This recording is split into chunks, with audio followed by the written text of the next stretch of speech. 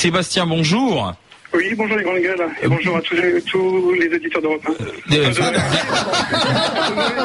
Oui, vous avez raison, il y a des auditeurs d'Europe 1 qui nous ont rejoints. Très bien, c'est très bien. De plus en plus nombreux. Dites-moi Sébastien, vous nous avez appelé parce que vous êtes électeur du Front National, Sébastien. Tout à fait. Et vous venez de quel bord? Vous avez toujours été au FN? Alors non, moi je vote le Front National depuis, ça fait 2 ans que je vote, que j'ai ma carte. Et moi je suis originaire je suis issu d'une famille ouvrière. Verrier, grand-père Verrier, etc. Et donc ma sensibilité profonde quand j'étais adolescent, c'était plutôt à gauche. Et donc en étudiant bien, si vous voulez, les programmes, etc. Et en y réfléchissant bien, aujourd'hui le seul parti qui défend les travailleurs et qui a une vraie fibre sociale pour moi, c'est le Front National, sans aucun doute. Et alors, est-ce que vous vous considérez comme étant un militant dans un parti d'extrême droite aujourd'hui? Alors moi, je suis militant, oui, militant dans la mesure où je suis assez actif sur les blogs, etc. Oui. À mon niveau, si vous voulez. Hein. Donc militant, oui. D'extrême droite, non. Je réfute complètement cette appellation. Et je suis profondément insulté quand on nous traite d'extrémistes et profondément insulté quand on nous traite de nazis. Et l'extrême droite, vous avez 2 mots, vous avez extrême. Donc tout de suite on a une connotation hyper négative, et droite, on n'est pas à droite parce que aujourd'hui on est un parti qui défendons les valeurs de la France, on est un parti patriotique et on a une fibre sociale. Donc ça n'a rien à voir avec le clivage. Vous votiez quoi avant Le Pen? Alors moi, avant Le Pen, je votais plutôt à l'UMP. Donc je suis parti de. Attendez, vous les avez fait toutes, vous?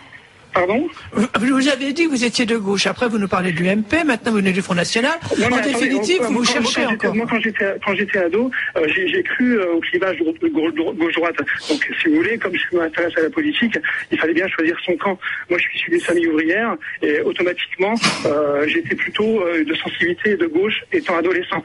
Mais vous conviendrez quand même, quand on est adolescent, on a quand même encore beaucoup de choses à apprendre.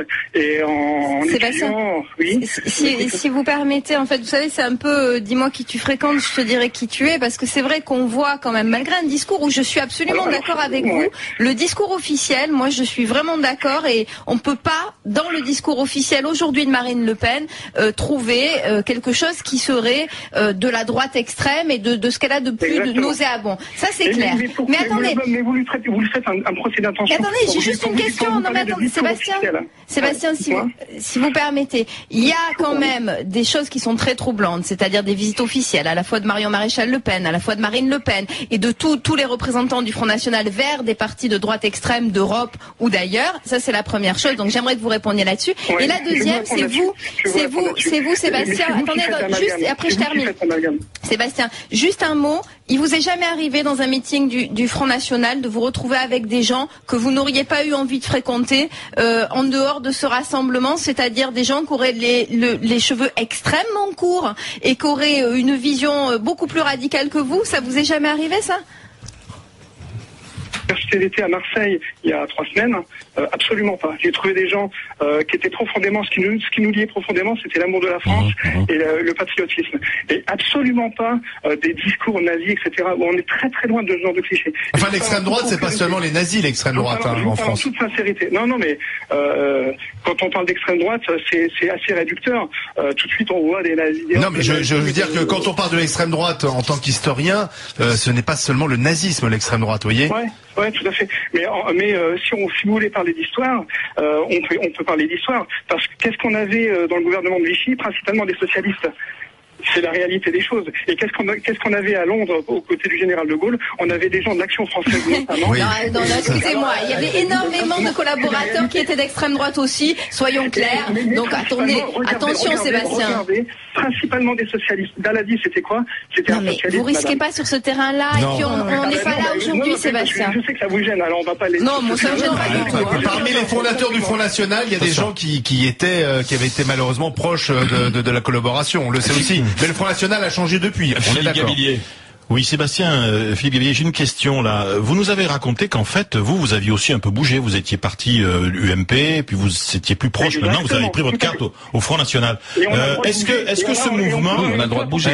Le crédit suivant. Est-ce qu'on peut donner apporter à Marine Le Pen le crédit suivant, c'est-à-dire cette sincérité d'avoir voulu changer les choses. Et est-ce qu'on va lui faire traîner ad vitam aeternam quelques boulets, quelques phrases, parce que quand on regarde 40 ans d'existence, c'est 2 ou 3 phrases qu'on lui reproche.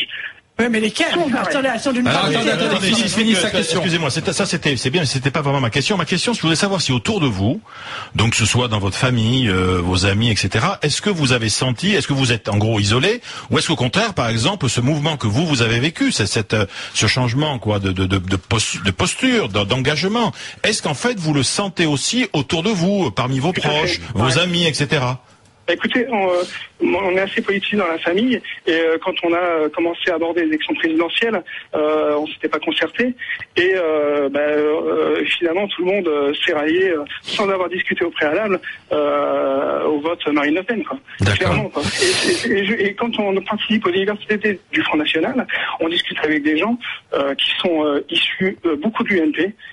Donc des gens qui étaient adjoints au maire, etc., qui étaient dans les conseillers municipaux, énormément de gens de l'UMP, et donc vous extrêmement puissant. Et voilà, et vous qui êtes dans les meetings, vous nous confirmez qu'effectivement que le Front National est plus maintenant un mouvement populaire ouvrier qu'un mouvement de bourgeois. Mais allez traîner vos caméras aux universités du Front National, vous y trouvez des gens de toutes origines.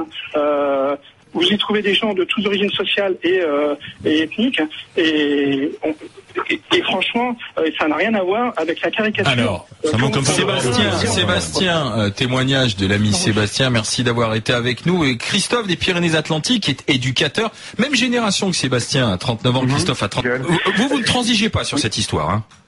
Non, en fait, je voulais tout de suite rebondir sur ce qui vient d'être dit. J'ai l'impression que pour être raciste, il faudrait être obligatoirement d'origine franco-française. Alors, quand la personne qui vient de passer chez vous nous dit qu'effectivement, il y a toutes sortes de gens, toutes sortes d'ethnies au Front National, oui. Le racisme est universel. Hein. Il y a des Arabes racistes, il y a des gens de couleur racistes, il y a des gens d'obédience juive racistes. Je rassure tout le monde, donc... À la limite, la connerie est universelle. Le Front National, à mes yeux, est un parti d'extrême droite.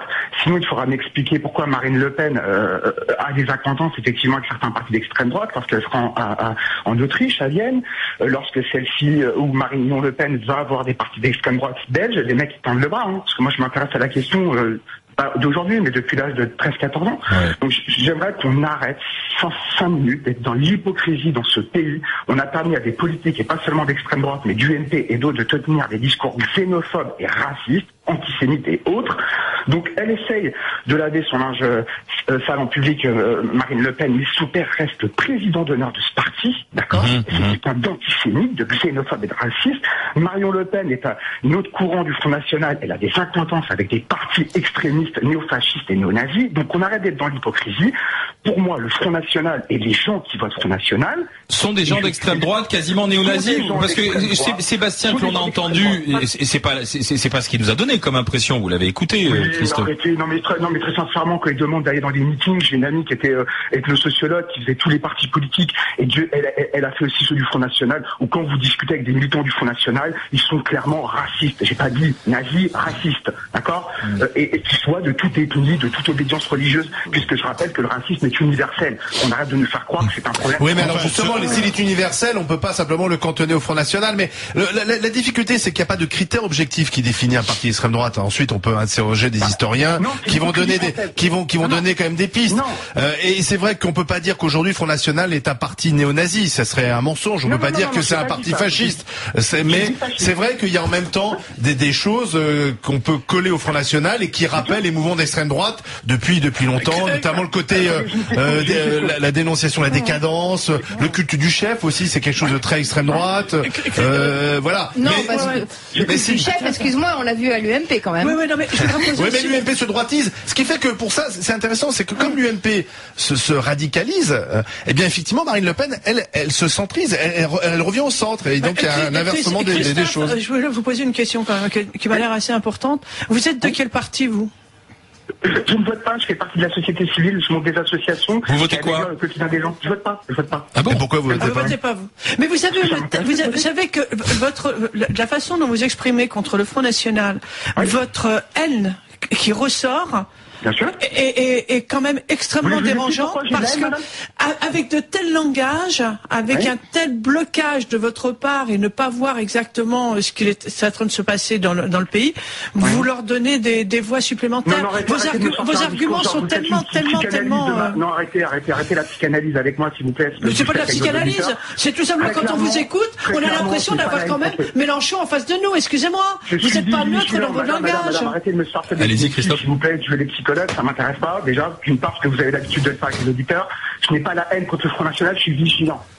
Vigilant, parce que l'extrême droite française, ça a été d'envoyer des gens dans des camps à la base. Soyez aussi vigilant avec l'extrême gauche, toutes les extrêmes, je serais d'accord avec vous.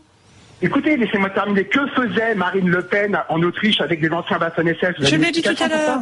On l'a dit tout à l'heure, il y avait Valérie de Saint-Just qui était avec nous, effectivement. Vous avez des acquaintances avec des Waffen-SS? Vous avez des acquaintances avec des Waffen-SS, oui ou non? Ah non, ça ici, je pense pas. Puisque vous dites, attendez, puisque vous dites que vous êtes effectivement vigilant, citoyen et donc pas vous votez pas. En revanche, par exemple, le fait que Mélenchon aille cirer les pompes à Chavez, ça vous gêne pas ou vous trouvez que c'est plus normal? Mais pourquoi vous me parlez de Mélenchon? Pourquoi vous me mettez dans un tiroir? Pourquoi dans ce pays vous vous évertuez à mettre Non, mais je vous demande simplement si il a dit qu'il ne votait pas, Christophe. Vous votez pas. Je vous demande simplement si quand vous voyez un homme politique français, d'accord, qui va cirer les pompes, que ce soit à gauche ou à droite, de gens qui sont ou des dictateurs ou des violents dans leur pays, dans les deux cas, je présume que ça vous gêne. Exactement. Ah ben voilà, c'est tout ce que je voulais savoir. En revanche, vous avez quand même un peu tendance à faire, quelle que soit la question qu'on vous pose, enfin moi je vous dis ça, mais vous avez a priori l'impression qu'on vous agresse. Je suis navré, monsieur, c'était pas le cas. Moi c'était juste une question. Non, vous êtes en train de, vous m'avez ramené à Mélenchon. C'est-à-dire que votre collègue à l'instant me ramène à l'extrême gauche. De quel droit? Pourquoi on vous ramène pas, monsieur? Ça s'appelle le débat républicain, monsieur. Attention, pas tous en même temps. Merci Christophe. Marianne Soubré, Claire au petit. Qu'est-ce que j'ai comme petite phrase à vous lire. Cédric qui nous dit votre intervenant Christophe m'a fait plus peur en 3 minutes de parole que tous les extrêmes. Voilà, Christophe il en prend un peu pour son grade. Hein. Christophe, si vous écoutez encore les grandes gueules, allez regarder sur le compte Twitter. Oui, mais quand je dis il en prend pour son grade, c'est sévère. Tu vois, c'est le dernier auteur calamité pour notre République. Christopfe vient de prendre du Prozac, me dit-on.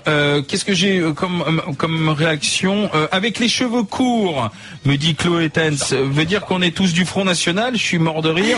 Ne pas confondre réaliste et raciste, nous dit Didier, lui aussi sur le compte Twitter des grandes gueules. J'aime pas du tout cette réflexion. J'aimerais bien qu'il explique. Ça pourrait être très intéressant, son explication.